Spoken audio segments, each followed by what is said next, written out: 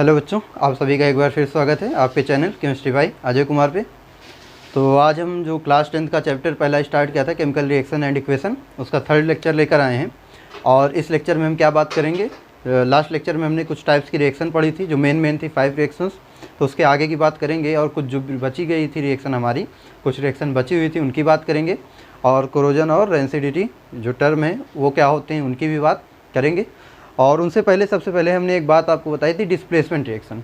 तो displacement reaction में होता क्या था कि जो हाई रिएक्टिव एलिमेंट होता था वो अपने से लेस रिएक्टिव एलिमेंट को उसके कंपाउंड से डिस्प्लेस कर देता था। ठीक है, तो उस टाइम हमने आपको कहा था कि आपको रिएक्टिविटी सीरीज़ बताएंगे कैसे लर्न करना है रिएक्टिविटी सीरीज़ को। भाई हमें कैसे पता चलेगा कौन सा एलिमेंट ज़्यादा रिएक्टिव है, कौन सा एलिमेंट कम रिएक्टिव है। तो उसी के लिए आज हम पहले उसी को देखते हैं कि कैसे याद रखेंगे रिएक्टिविटी सीरीज़ है ना ऑफ एलिमेंट। तो रिएक्टिविटी सीरीज ऑफ एलिमेंट्स। ठीक, चलिए। तो देखिए सबसे पहले एक निमोनिक बनाए। निमोनिक जानते हो, किसी भी चीज़ को याद करने का जो सिंपल तरीका बनाते हैं हम लोग क्या बोलते हैं, निमोनिक बोलते हैं। तो क्या उसी तरह का कुछ है इसमें भी कि किसने कन्या मांगी। ठीक है, कहाँ मांगी, इलाहाबाद सिटी में, इलाहाबाद सिटी में,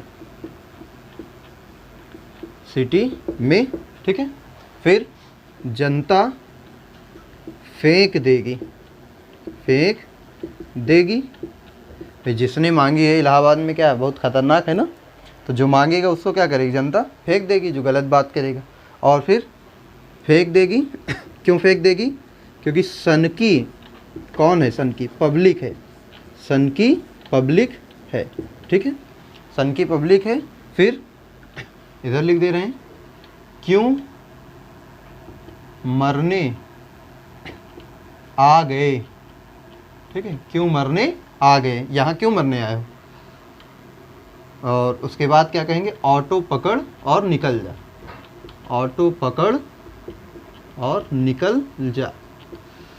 भाई जिसने भी मांगी है वो क्या करेगा, उसको जनता फेंक देगी। क्यों, क्योंकि सारी पब्लिक क्या सन की है, और तो उससे कह रहे हो सन की है, फेंक देगी। इसलिए क्या कर, मरने आ गए हो तो अब ऑटो पकड़ो और यहाँ से निकल जाओ। देखो क्या होगा, ये जो किसने है इसको ऐसे लिख दें। ठीक है, किसने ना, देखो इसमें दो चीज़ें आएंगी, एक के से, ये कि का से के, ये क्या होता है पोटेशियम। फिर ने क्या हो जाएगा, Na सोडियम। फिर देखो कन्या Ca क्या कन्या, कैल्शियम। मांगी Mg, ये क्या हो गया मैग्नीशियम। इलाहाबाद Al क्या हो गया एल्यूमिनियम। सिटी C क्या हो गया कार्बन। जन Zn, ये जनता Zn क्या हो गया जिंक। फेक Fe क्या होता है आयरन, Fe क्या होता है आयरन। सन की Sn ये क्या है टिन। पब्लिक Pb ये क्या हो गया लेड है। H क्या हो गया हाइड्रोजन हो गया। इसके बाद Cu, ठीक है कॉपर। मरने मतलब मरकरी, मर से क्या होता है मरकरी, यहाँ लिख लेना, मर से क्या होगा मरकरी। ठीक है, तो मरकरी क्या होता है Hg है ना, इसे क्या बोलते हैं मरकरी। तो ये मरने, मर से क्या हो जाएगा मरकरी। आ गए तो Ag silver. Auto Au auto, Au से क्या ऑटो, ये ऐसे लिखा है। तो क्या हुआ कि potassium, sodium, calcium, magnesium, aluminium, carbon, zinc, iron, tin, lead, hydrogen, copper, mercury, silver, gold, ये क्या है हमारी रिएक्टिविटी सीरीज। जो सबसे ऊपर है वो हाई रिएक्टिव है, पोटेशियम सबसे ज़्यादा रिएक्टिव होगा। इसके बाद सोडियम, फिर कैल्शियम, मतलब पोटेशियम सोडियम को डिस्प्लेस कर सकता है। पोटेशियम के नीचे जितने हैं पोटेशियम, इन सभी को इनके कंपाउंड से क्या कर सकता है डिस्प्लेस कर सकता है। एल्यूमिनियम अपने से नीचे वाले, मतलब जो भी एलिमेंट लोगे वो अपने से नीचे वाले को क्या कर सकता है डिस्प्लेस। कोई भी एलिमेंट अपने से ऊपर वाले एलिमेंट को उसके कंपाउंड से डिस्प्लेस नहीं कर सकता, क्योंकि जो ऊपर है उनकी रिएक्टिविटी हाई है, जो नीचे उनकी रिएक्टिविटी लेस है। तो लेस रिएक्टिव वाला हाई रिएक्टिव को क्या नहीं कर सकता डिस्प्लेस नहीं कर सकता है। ठीक है, तो ये हमारी क्या होगी, किसने कन्या मांगी इलाहाबाद सिटी में, जनता फेंक देगी। क्यों, क्योंकि सन की पब्लिक है। फिर क्यों मरने आ गए, ऑटो पकड़ और निकल जा। ठीक है, चलो ये जल्दी से नोट करिए, फिर हम चलते हैं जो हमारी टाइप्स ऑफ रिएक्शन उन पे। चलिए अब इसके बाद देखते हैं अपनी टाइप्स ऑफ रिएक्शन की बात करते हैं। ठीक है, कौन कौन सी रिएक्शन बच गई थी उनको भी देख लेते हैं जल्दी जल्दी। कुछ रिएक्शंस हमारी बची थी। ठीक है, चल तो सम अदर इम्पॉर्टेंट रिएक्शंस में सबसे पहला 5 टाइप्स की जो मेन थी वो हम पढ़ चुके थे। उसके बाद एक होता है न्यूट्रलाइजेशन रिएक्शन। न्यूट्रलाइजेशन रिएक्शन, अब न्यूट्रलाइजेशन रिएक्शन होती क्या है ना, इसकी बात करते हैं कि न्यूट्रलाइजेशन रिएक्शन क्या है। तो जब भी कोई एसिड और बेस, जब भी कोई एसिड और एक बेस दोनों आपस में रिएक्ट करते हैं तो एक सॉल्ट और वाटर फॉर्म होता है। जब कोई एसिड किसी बेस से रिएक्ट करता है तो वहाँ पे सॉल्ट और वाटर फॉर्म होते हैं। इस रिएक्शन को ही क्या बोलते हैं, न्यूट्रलाइजेशन रिएक्शन। जहाँ पे कोई एसिड जो H+ आयन देता है वो एसिड होता है, जैसे HCl ये एसिड हो गया। बेस NaOH जो OH जिसमें OH- आयन हो वो बेस होता है। सेकेंड चैप्टर आपका एसिड और बेस ही है, इसके बाद जो चैप्टर आएगा तो वहाँ पे आप एसिड बेस की डिटेल में जानकारी पढ़ोगे। देखो अब इसका ये प्लस, इसका माइनस, इसका प्लस, इसका माइनस, तो डबल डिस्प्लेसमेंट पढ़ा था कि आपस में आयन से एक्सचेंज होते हैं। तो इसका प्लस इसका माइनस क्या करेगा, NaCl प्लस इसका प्लस H, इसका OH, H और OH मिलके क्या बना लेंगे, H2O। तो ये एसिड था, ये बेस था, ये सॉल्ट बना और ये वाटर बन गया। तो ऐसी रिएक्शन जिसमें एसिड और बेस आपस में रिएक्ट करके सॉल्ट एंड वाटर फॉर्म करते हैं वही क्या होती है, न्यूट्रलाइजेशन रिएक्शन। तो हम क्या बोलेंगे, the reaction in which acid and base react to form salt and water is known as neutralization reaction। Neutralization reaction कोई भी ऐसी रिएक्शन जिसमें एसिड और बेस आपस में रिएक्ट करके क्या करेंगे, सॉल्ट एंड वाटर फॉर्म करेंगे, वही क्या होती है, न्यूट्रलाइजेशन रिएक्शन होती है। चलो ठीक है, तो ये आपका एक एग्जांपल हुआ। ये क्या है, हाइड्रोक्लोरिक एसिड, हाइड्रोक्लोरिक एसिड। ये क्या है, सोडियम हाइड्रोक्साइड। ये क्या फॉर्म हुआ, सोडियम क्लोराइड। और ये क्या बना आपका, वाटर, है ना। जैसे एक और एग्जांपल अगर देखें इसी में, जैसे हमने लिया H2SO4 प्लस NaOH, 2 मॉलिक्यूल्स लेने पड़ेंगे। तो यहाँ फॉर्म होगा Na2SO4 और फॉर्म होगा H2O। यही हमारा क्या है, एसिड है, ये बेस है, पहला एग्जांपल ये। दूसरा एसिड सल्फ्यूरिक एसिड, इसका नाम क्या है, सल्फ्यूरिक एसिड। ये क्या है, सोडियम हाइड्रोक्साइड। ये क्या बना, सोडियम सल्फेट, और क्या बना, वाटर। तो जहाँ पे एसिड और बेस रिएक्ट करके सॉल्ट एंड वाटर फॉर्म करते हैं वही क्या होती है, न्यूट्रलाइजेशन रिएक्शन होती है। ठीक है, चलो नोट करिए इसको, फिर दूसरे रिएक्शन पे चलते हैं।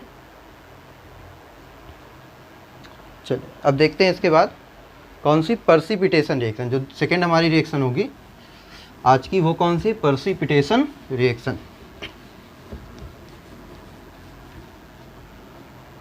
तो ये बात करते हैं पर्सिपिटेशन रिएक्शन क्या होता है। पर्सिपिटेशन रिएक्शन, ठीक है। तो पर्सिपिटेशन एक टाइप की डबल डिस्प्लेसमेंट रिएक्शन ही होती है। पर्सिपिटेशन एक टाइप की क्या है, डबल डिस्प्लेसमेंट रिएक्शन ही है, जहाँ पे दो सॉल्ट आपस में रिएक्ट करके या दो कंपाउंड आपस में रिएक्ट करके अपने अपने आयंस को एक्सचेंज करते हैं और प्रोडक्ट फॉर्म करते हैं। और जो बनने वाला प्रोडक्ट होता है उनमें से एक प्रोडक्ट कैसा होगा, पर्सिपिटेट के फॉर्म में मिलता है। This is a type of double displacement reaction in which two compounds exchange their ions to form product and one of the product is obtained in the form of precipitate। तो ऐसा reaction जिसमें कोई एक product precipitate के form में प्राप्त होता है या मिलता है उसी को क्या बोलते हैं, precipitation रिएक्शन। क्या बोलेंगे, the reaction in which one of the product is obtained in the form of precipitate is known as precipitation reaction. ऐसी रिएक्शन जिसमें कोई एक प्रोडक्ट किस फॉर्म में मिलता है, प्रेसिपिटेट के फॉर्म में मिलता है, उसी को हम क्या बोलते हैं, प्रेसिपिटेशन रिएक्शन कहते हैं। ठीक है, इसके एग्जांपल्स देखते हैं। तो आइए इसके एग्जांपल देखते हैं। एग्जांपल इसके क्या क्या हो सकते हैं, कौन कौन से होंगे। ठीक है, चलो पहला एग्जांपल देखते हैं। हमने लिया BaCl2 बेरियम क्लोराइड, ठीक है, और लिया सोडियम सल्फेट। यहाँ फॉर्म होगा बेरियम सल्फेट और सोडियम क्लोराइड।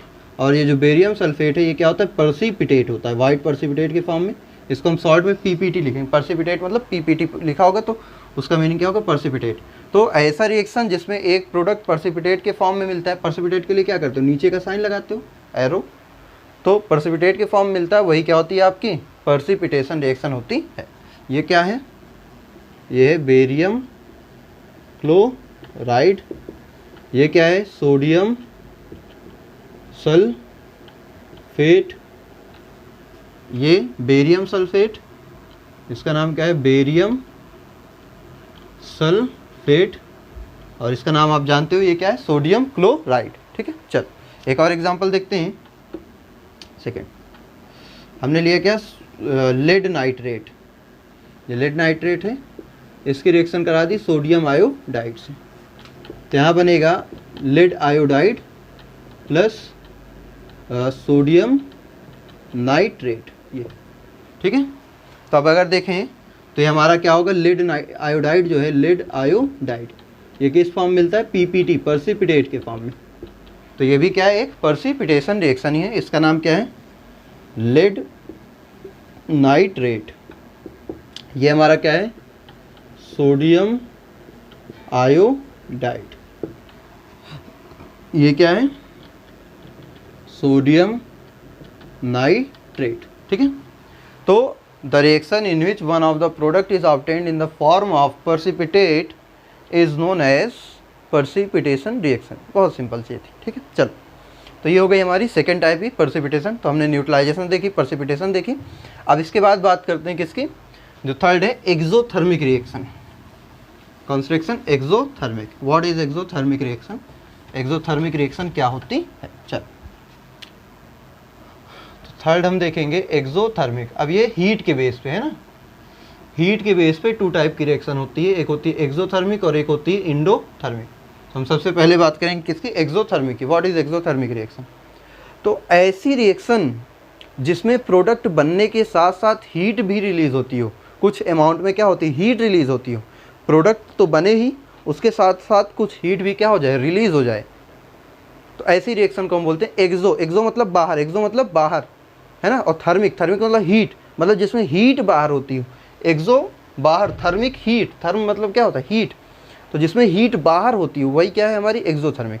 ऐसी रिएक्शन जिसमें प्रोडक्ट फॉर्मेशन के साथ साथ हीट भी क्या होती है, रिलीज होती है, वो क्या होता है, एक्सोथर्मिक। तो हम क्या बोलेंगे, the reaction in which heat is released along with the formation of product. ठीक है, प्रोडक्ट फॉर्मेशन के साथ साथ क्या होती है, हीट भी रिलीज होती है, is known as exothermic reaction. ठीक है, ऐसी रिएक्शन जिसमें प्रोडक्ट फॉर्मेशन के साथ साथ हीट भी रिलीज होती है उसको हम क्या बोलते हैं, एक्सोथर्मिक रिएक्शन कहते हैं। तो आइए इसके एग्जांपल देखते हैं। जैसे जब हम कैल्शियम ऑक्साइड को वाटर में ऐड करेंगे तो क्या फॉर्म होता है, कैल्शियम हाइड्रोक्साइड फॉर्म होता है। और कैल्शियम हाइड्रोक्साइड के फॉर्मेशन के साथ साथ वहाँ पे कुछ अमाउंट में हीट भी क्या होती है, रिलीज होती है। तो ये क्या है हमारा कैल्शियम ऑक्साइड, ये क्या है वाटर, और ये क्या फॉर्म हुआ कैल्शियम हाइड्रोक्साइड, और सम अमाउंट में क्या निकल रही है, हीट भी रिलीज हो रही है।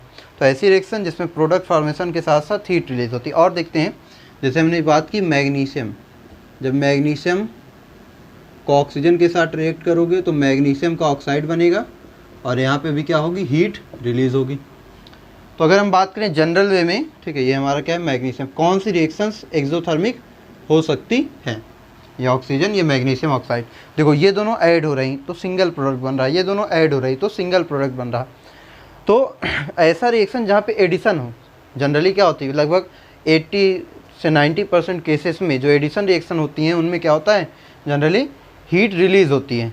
तो ये क्या होती है, एक्सोथर्मिक रिएक्शन। तो ऐसी रिएक्शन जहाँ पे क्या होती है, प्रोडक्ट फॉर्मेशन के साथ साथ हीट भी रिलीज होती है, वो क्या होता है, हमारा एक्सोथर्मिक रिएक्शन होती है। चलो इसको नोट करो, ये मैग्नीशियम ऑक्साइड है।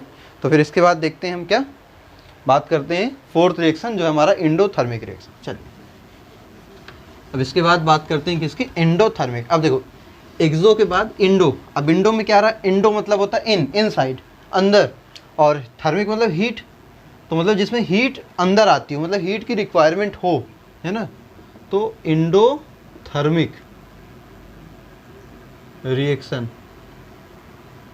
Endothermic reaction. तो एंडोथर्मिक रिएक्शन क्या होता है, जिसमें प्रोडक्ट फॉर्मेशन के लिए हमें हीट देनी पड़ती है। अभी एक्सो में क्या किया, प्रोडक्ट फॉर्म हो रही थी तो हीट निकल रहा था, यहाँ क्या करेंगे, जब हम हीट देंगे तब प्रोडक्ट क्या होगा, फॉर्म होगा। तो ऐसी reaction, the reaction in which heat is required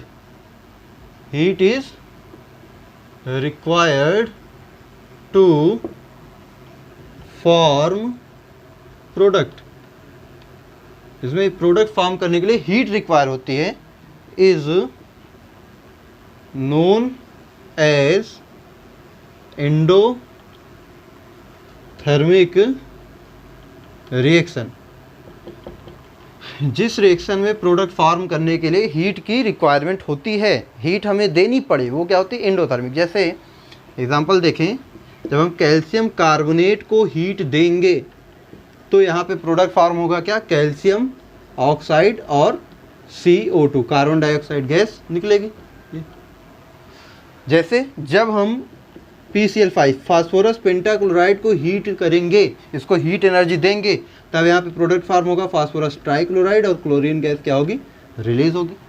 तो ऐसी रिएक्शंस जिसमें प्रोडक्ट फॉर्म करने के लिए क्या देनी पड़ रही है, हमें हीट को देना पड़े, हीट रिक्वायर्ड हो, वो क्या होती है हमारी एंडोथर्मिक रिएक्शन। तो the reaction in which heat is required to form the product is known as endothermic. This are examples, तो these are examples, this is calcium carbonate, calcium carbonate, या इसी को हम क्या बोलते हैं, लाइम स्टोन भी कहते हैं, बताया पहले हमने। ये क्या है हमारा, कैल्शियम ऑक्साइड, कार्बन डाइऑक्साइड, है ना। ये क्या है, phosphorus pentachloride, this is phosphorus trichloride, okay, and this is chlorine gas. Note down करिए इसको। तो फिर हम बात करते हैं अब आगे कोरोजन की। ये हमारे 4 टाइप्स की जो रिएक्शन थी, भाई वो 5 टाइप की मेन रिएक्शन, उनके बाद ये भी कुछ रिएक्शंस हैं। इनके बाद हम बात करते हैं किसकी, कोरोजन की। चलो कोरोजन क्या होता है। अच्छा, एक क्वेश्चन आपसे पूछा जाता है कि वाई रेस्पायरेशन, बोर्ड में भी कई टाइम आया, बहुत इंपॉर्टेंट क्वेश्चन है कि जो रेस्पायरेशन होता है, ठीक है, रेस्पायरेशन समझते हो ना, हम लोग सांस लेते हैं, रेस्पायरेशन श्वसन प्रक्रिया। तो रेस्पायरेशन जो होता है वो एक्सोथर्मिक होता है। क्यों पूछता है, why respiration is an exothermic reaction.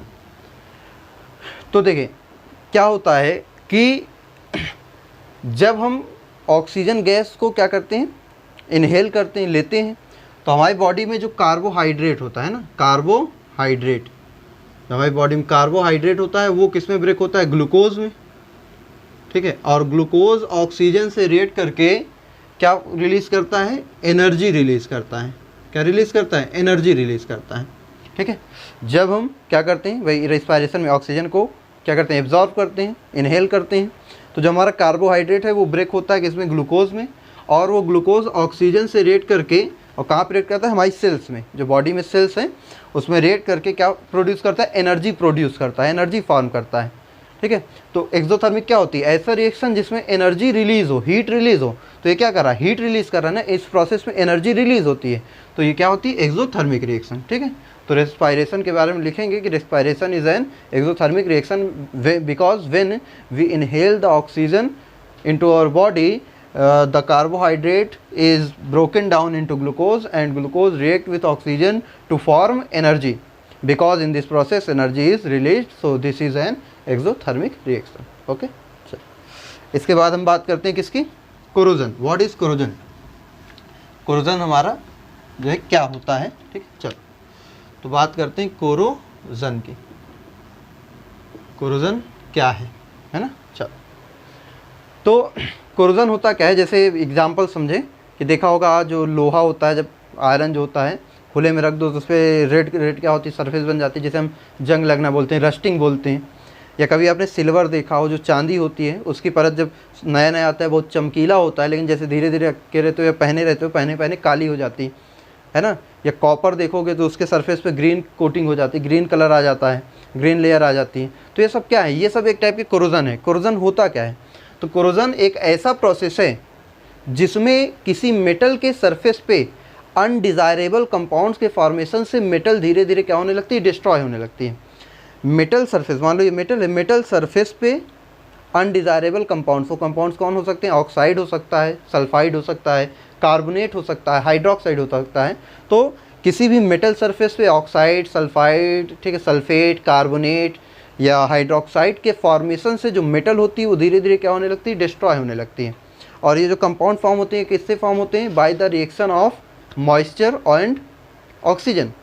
जो एटमॉस्फेयर में हमारे ऑक्सीजन है, जो मॉइस्चर है, जब वो मेटल के सरफेस से रिएक्ट करती है तो उसके सरफेस पे क्या फॉर्म हो जाते हैं, ऑक्साइड, कार्बोनेट जैसे कंपाउंड फॉर्म हो जाते हैं। और इस प्रोसेस से होता क्या है, जो मेटल होती है वो धीरे धीरे क्या होने लगती है, डिस्ट्रॉय होने लगती है। जैसे जंग लग जाता है तो जो लोहा है वो धीरे धीरे क्या होता है, ख़राब होने लगता है, कमज़ोर हो जाता है। तो वही चीज़ है कि ऐसा प्रोसेस जिसमें मेटल सरफेस पे oxide, sulphate, sulphide, carbonate, hydroxide जैसे कंपाउंड्स के फॉर्मेशन से मेटल क्या होने लगती है, डिस्ट्रॉय होने लगती है, उसे क्या बोलते हैं, कोरोजन। तो हम क्या बोल देंगे कि the process of slowly destroying of metals due to the formation of undesirable compounds। और वो कंपाउंड्स कौन कौन से हो सकते हैं, आपका ऑक्साइड हो सकता है, कार्बोनेट भी हो सकता है ना, सल्फेट हो सकते हैं, हाइड्रोक्साइड हो सकते हैं, etcetera. Due to the formation of undesirable compounds on the metal surface, metal surface by the reaction of air and moisture. Moisture means जो वाटर मॉलिक्यूल है ना, नमी जो होगी, तो मॉइस्चर में क्या होंगे, वाटर होंगे। तो ऐसा प्रोसेस जिसमें मेटल धीरे धीरे डिस्ट्रॉय होने लगता है, किससे, due to the formation of undesirable compounds, oxide, carbonate, by the reaction of air and moisture. जो एटमॉस्फेयर में एयर और मॉइस्चर है, जब वो मेटल के सरफेस से रिएक्ट करती है तो उसके सरफेस पे अनडिजायरेबल कंपाउंड जैसे ऑक्साइड, कार्बोनेट्स एक्सेट्रा फॉर्म हो जाते हैं। This is known as corrosion. अब एग्जाम्पल इसके सबसे फेमस एग्जाम्पल जो हम लोग जानते हैं क्या, रस्टिंग ऑफ आयरन है ना, रस्टिंग ऑफ आयरन, इसका क्या होता है, एग्जाम्पल है रस्टिंग ऑफ आयरन। जब हम क्या करते हैं, रस्टिंग ऑफ आयरन क्या है कि इसके बारे में लिखना हो तो when iron made things, iron या आयरन से बनी हुई जो चीज़ें होती हैं, are kept in atmosphere the oxide is formed on the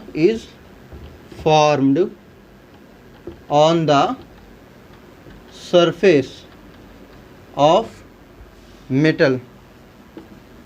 This is known as rusting of iron. जब आयरन या आयरन से बनी हुई चीज़ को एटमॉस्फेयर में रख देते हो तो एटमॉस्फेयर में जो एयर और मॉइस्चर है वो उसके सरफेस से रिएक्ट करके क्या फॉर्म कर लेता है, ऑक्साइड फॉर्म कर लेता है। इसकी रिएक्शन भी होती है कि ये आयरन है, ये ऑक्सीजन मतलब एयर और मॉइस्चर H2O जब रिएक्ट करते हैं, ठीक है, तो यहाँ पे क्या फॉर्म होता है 2Fe2O3.H2O और यही हमारा क्या होता है, रस्ट होता है। ठीक है, यही क्या है, रस्ट का अगर कोई फार्मूला पूछे तो हाइड्रेटेड फेरिक ऑक्साइड क्या होता है, रस्ट होता है, जो किस कलर का होता है, रेड ब्राउन कलर का, है ना। कैसा होता है, रेड ब्राउन कलर का पाउडर टाइप होता है। This is rust. Okay, note down करिए इसको। फिर देखते हैं कंडीशंस ऑफ रस्टिंग या कोरोजन। कोरोजन की कंडीशन क्या हो सकती है ना, नेसेसरी कंडीशंस। चलिए, किन कंडीशंस में कोरोजन हो सकता है।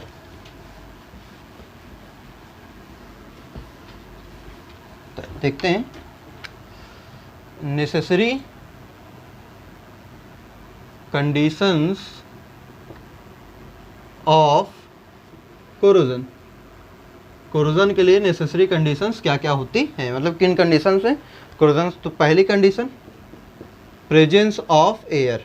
प्रेजेंस ऑफ एयर, एयर का प्रेजेंस होना मस्ट है। और दूसरी कंडीशन क्या है, presence of moisture. Presence of moisture, तो मॉइस्चर और एयर दोनों जब प्रेजेंस होंगे, ये नेसेसरी कंडीशन है। एयर और मॉइस्चर इन दोनों के बिना कभी कोरोजन पॉसिबल है ही नहीं। अगर एयर या मॉइस्चर में से कोई भी चीज़ क्या है, इन दोनों में से कुछ नहीं है, तो वहाँ पे कोरोजन पॉसिबल नहीं होता है। ठीक, और प्रिवेंशन कैसे करेंगे भाई कोरोजन। भाई हमें मेटल को बचाना है, जो हमारे पास मेटल की चीज़ें हैं जो हमारे घर में हैं उनको बचाना है। ठीक है, कोरोजन से बचाना है, मतलब डिस्ट्रॉय होने से बचाना है। कैसे बचाओगे, तो उसके लिए क्या क्या प्रिवेंशन हो सकते हैं ना। तो प्रिवेंशन फ्रॉम कोरोजन, क्या करें कि हम कोरोजन से बचा लें अपनी चीज़ों को। तो प्रिवेंशन फ्रॉम कोरोजन, तो सबसे पहला बाई पेंटिंग। जैसे इस समय गर्मी आ गई है, कूलर सभी के घर पे होगा, तो कूलर क्या हो रहा होगा, पेंट हो रहा होगा। क्यों, क्योंकि मेटल का बना हुआ है। जब उसमें पानी डाल के चलाते हैं, जो पानी क्या पड़ेगा, उसके सरफेस पड़ेगा, मॉइस्चर आ गई, एयर तो रहती है, एयर और मॉइस्चर क्या करेंगे, उसके सरफेस पे रस्ट पैदा कर देंगे, रस्ट बना देंगे। तो इस चीज़ से बचाने के लिए हम क्या करते हैं, उनके सरफेस को पेंट कर देते हैं। तो पेंट करने से क्या होता है, जो मॉइस्चर और एयर है वो डायरेक्टली मेटल के कॉन्टैक्ट में नहीं आती है। ठीक है, पेंट के कांटेक्ट में आती है, मेटल के कांटेक्ट। भाई मेटल तो अंदर हो गया, पेंट ऊपर है, तो पेंट क्या होता है, ख़राब हो जाता है, लेकिन मेटल हमारी क्या हो जाती है, बच जाती है सेफ। तो by painting. Second, by galvanisation. By galvanisation, तो ये क्या होता है भाई, नई बात सुन लिया। गैल्वेनाइजेशन है क्या, गैल्वेनाइजेशन क्या होता है, जैसे ये एक मेटल है, तो इस मेटल के सरफेस पे जिंक का, जो हमारी मेटल होती है जिंक, है ना, तो जिंक की लेयर चढ़ा दें, जिंक की कोटिंग कर दें। तो किसी मेटल के सरफेस पे जिंक की क्या कर देने पर कोटिंग कर देते हैं, उसी को बोलते हैं गैल्वेनाइजेशन। ब्रैकेट में लिख लीजिएगा, कोटिंग ऑफ जिंक। ठीक है, जब किसी सरफेस, मेटल के सरफेस पे जिंक की लेयर, जिंक की कोटिंग कर देते हैं, जिंक की लेयर चढ़ा देते हैं, उसी को गैल्वेनाइजेशन बोलते हैं। तो भाई जिंक की लेयर आ गई, तो अब मॉइस्चर एयर जिंक से रिएक्ट करेंगे, जो अंदर मेटल है वो सेफ रहेगी, बच जाएगी। और क्या कर सकते हैं, बाई ग्रीसिंग, है ना, बाई ग्रीसिंग, ग्रीसिंग के थ्रू भी उसे क्या कर सकते हैं, बचा सकते हैं। और क्या कर सकते हैं, बाई यूजिंग एलॉयस। अब एलॉयस क्या होते हैं, ऐसे सब्सटेंस जो क्या होते हैं, 2 और मोर देन 2 मेटल्स या नॉन मेटल्स को कंबाइन करके फॉर्म होते हैं। ठीक है, substances which are formed by the mixture या which are the mixtures of metals and non metals. Metals और नॉन मेटल्स, जो मेटल्स और नॉन मेटल्स को मिक्स करके फॉर्म होते हैं वो एलॉयस। और एलॉयस में कोरोजन नहीं होता है, मेटल के कंपैरिजन में बहुत कम होता है। तो इसलिए जो प्योर मेटल है उसकी जगह by using the alloys of metal, ठीक है, ऑन द प्लेस या in the place of pure metal. Pure metal use करने के बजाय हम क्या करें कि हम यूज कर लें क्या, एलॉयस, उस मेटल का एलॉय यूज कर लें, तो एलॉय में कोरोजन मेटल के कंपैरिजन में बहुत कम होता है, लगभग ना के बराबर। तो एलॉय यूज़ करोगे तो भी हम क्या होंगे, कोरोजन से बच जाते हैं। चलो, तो ये क्या है प्रिवेंशंस कि किन किन तरीक़ों से कोरोजन से बचा जा सकता है, कंडीशंस हो गई। ठीक है, चलो अब इसके बाद एक टॉपिक और हमारा है जो रेंसिडिटी। रेंसिडिटी क्या होती है ना, चलो इसको बात करते हैं। रेंसिडिटी, रेंसिडिटी तो ऐसे समझो कि जैसे कुछ खाना पीना जो रखते हो, अगर पन्नी में रख दो, ठीक है, ऐसी पन्नी जिसमें हवा जाती रहे, तो कुछ देर के बाद जब उसको खोलते हो तो क्या होता है, वो महकने लगता है, उसमें अजीब सी क्या आने लगती है, बदबू आने लगती है, गंदा स्मेल आने लगती है, और उसका टेस्ट भी क्या हो जाता है, बदल जाता है। ठीक है, तो इसी प्रोसेस बोलते हैं रेंसिडिटी। जैसे खाना बासी हो जाता है, ठीक है, तो बासी होने के बाद क्या हो जाता है, उसका टेस्ट चेंज हो जाता है, उसमें स्मेल आने लगती है, ख़राब हो जाता है। जैसे गर्मी के दिन में रख दो खुले में, ठीक है, खुले में रख दोगे तो क्या हो जाएगी उसमें भाई, थोड़ी देर बाद जब उसको देखेंगे उसमें स्मेल आने लगती है, उसका चेंज क्या जो टेस्ट होता है वो चेंज हो जाता है। तो इसी को क्या बोलते हैं, रेंसिडिटी। रेंसिडिटी क्या होती है, ऐसा प्रोसेस जिसमें जो फूड में प्रेजेंट ऑयल्स और फैट होते हैं वो ऑक्सीडाइज हो जाते हैं, एयर से रिएक्ट करके क्या करते हैं, ऑक्सीडाइज हो जाते हैं, जिसके कारण होता क्या है कि हमारे फूड का टेस्ट और उसकी स्मेल क्या हो जाती है, चेंज हो जाती है। तो इसी प्रोसेस बोलते हैं rancidity. The slow oxidation of oil and fats present in the food materials due to which taste and smell of the food is change. ऐसा प्रोसेस जिसमें स्लो ऑक्सीडेशन के थ्रू क्या होता है, ऑक्सीडाइज हो जाता है हमारा फूड और उसका स्मेल और टेस्ट चेंज हो जाता है, वही क्या होता है हमारा रेंसिडिटी। तो क्या होता है, the process of slow oxidation of oils and fats present in food materials, ठीक है, slow oxidation of oils and fats present in food materials resulting, जिसका रिजल्ट क्या होता है, resulting change in taste and foul smell, है ना, अजीब सी दुर्गंध जैसी आने लगती है, जैसे बोलते हैं गंधा आने लगता है, महकने लगता है ना, वही चीज़। ठीक है, कहते हो जब खाना एक दिन का हो गया, बासी हो गया, कहते हो गंधा आने लगा, तो वही गंधा आने लगता है, कैसे भाई, उसमें से गंध आने लगती है।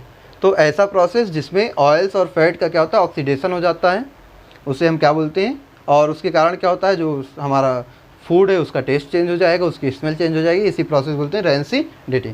ठीक है, अब रेंसिडिटी से कैसे बचा जा सकता है, वैसा क्या करें कि हमारा भोजन खराब ना हो, रेंसिडिटी कैसे, है ना, तो प्रिवेंशन ऑफ रेंसिडिटी से बचें कैसे, ऐसा क्या करें कि हमारा खाना खराब ना। तो सबसे पहला हमने क्या कहा कि ऐसी पॉलीथीन जिसमें एयर, भाई अगर ऑयल और फैट को एयर मिलेगा तभी ऑक्सीडाइज होगा, अगर जो खाना है उसको एयर ना मिले, तो वो क्या नहीं होगा, वह हमारा ख़राब नहीं होगा। तो पहले तो क्या करें, बाय स्टोरिंग या packing the food in air proof polythene या एयर प्रूफ पैकेट। ऐसे पैकेट में जैसे हमारी एल्युमिनियम फॉयल होती है ना, जो सिल्वर फॉयल, एल्युमिनियम फॉयल, जिसमें चाउमीन वगैरह पैक करा के ले जाते हो, सिल्वर फॉयल, है ना, उसी तरह की, तो वो एयर प्रूफ होती है, उसमें एयर पास नहीं होती। जैसे कभी होम डिलीवरी कराते हो खाने पीने की, तो वो सिल्वर पैकेट्स में ही क्या होती है, पैक होके आती है ना। और क्या कर सकते हैं, bye storing food in refrigerator, उसको क्या करें, जो हमारा फूड है उसको रेफ्रिजरेटर में रख देंगे तो भी वो क्या हो जाएगा, रेंसिडिटी से बच जाता है। और क्या यूज कर सकते हैं, बाय एडिंग एंटीऑक्सीडेंट, हमारा जो फूड है उसमें हम क्या मिला दें, एंटीऑक्सीडेंट मिला दें। एंटीऑक्सीडेंट मिला देने पर, एंटीऑक्सीडेंट मतलब जो ऑक्सीडेशन से रोके, तो एंटीऑक्सीडेंट मिला देने पर जो फूड हो जाएगा वो भी क्या हो जाएगा, रेंसिडिटी से बच जाता है। तो ये क्या है, कुछ प्रिवेंशंस हैं, कुछ और भी प्रिवेंशंस होते हैं हमारे। ठीक है, जैसे और क्या है, food should not be placed in direct sunlight, मतलब डायरेक्ट सनलाइट में भी फूड को अगर एसिडिटी से बचाना है तो उसको कभी भी डायरेक्ट सनलाइट में क्या नहीं करना, रखना नहीं चाहिए। ठीक है, चलो ये प्रिवेंशंस हो गए। अब आता है ये एंटी ऑक्सीडेंट। कभी कभी पूछ लेता है right the names of 2 antioxidants, 2 antioxidants के नेम बताइए। इसको स्क्रीनशॉट ले लो, जल्दी से नोट कर लो। तो नेम द 2 एंटीऑक्सीडेंट, तो हम बात करें कि 2 एंटीऑक्सीडेंट हमारे कौन होंगे, 2 एंटीऑक्सीडेंट्स। ठीक है, 2 एंटीऑक्सीडेंट्स। तो सबसे पहला butylated hydroxy toluene, butylated hydroxy toluene, इसको हम BHT भी कहते हैं शॉर्ट में। ठीक है, पहला ऑक्सीडेंट हमारा क्या होता है, ब्यूटीलेटेड हाइड्रोक्सी टोलुइन। ठीक, और दूसरा होता है ब्यूटीलेटेड हाइड्रोक्सी एनिसोल, इसको शॉर्ट में लिखते हैं BHA। ठीक है, चलो तो ये क्या है, 2 oxidants. Name 2 antioxidants, sorry antioxidants. 2 antioxidants हमारे कौन कौन से होंगे, ब्यूटाइलेटेड हाइड्रोक्सी टोलुइन जिसको शॉर्ट में BHT बोलते हैं, and butylated hydroxy anisole BHA। These are the 2 antioxidants. ठीक है, तो ये हमारा क्या हो गया, ये चैप्टर यहाँ से होता है समाप्त। पहला चैप्टर हमारा क्या हो गया, फिनिश हो गया। अब अगर आप लोगों को इस चैप्टर में कोई दिक्कत हो तो कमेंट बॉक्स में बता दीजिएगा। ठीक है, और एक वीडियो भी इसका आएगा क्वेश्चंस का, टाइप्स ऑफ क्वेश्चन, जितने टाइप के क्वेश्चन, ठीक है, इजी बेसिक से लेके हार्ड क्वेश्चन तक जितने टाइप के होंगे सारे क्वेश्चंस के उस वीडियो में बता दूंगा, जो मेन होंगे। ठीक है, जिसमें आपको हमें लगेगा कि आपको प्रॉब्लम हो सकती है तो सारे क्वेश्चंस मैं आपको सॉल्व करा दूंगा उस वीडियो में। ठीक है, तब तक को वीडियो को देखिए। ठीक है, इसको लाइक करिए, शेयर करिए, चैनल को सब्सक्राइब करिए, और फिर मिलते हैं हम नेक्स्ट वीडियो में।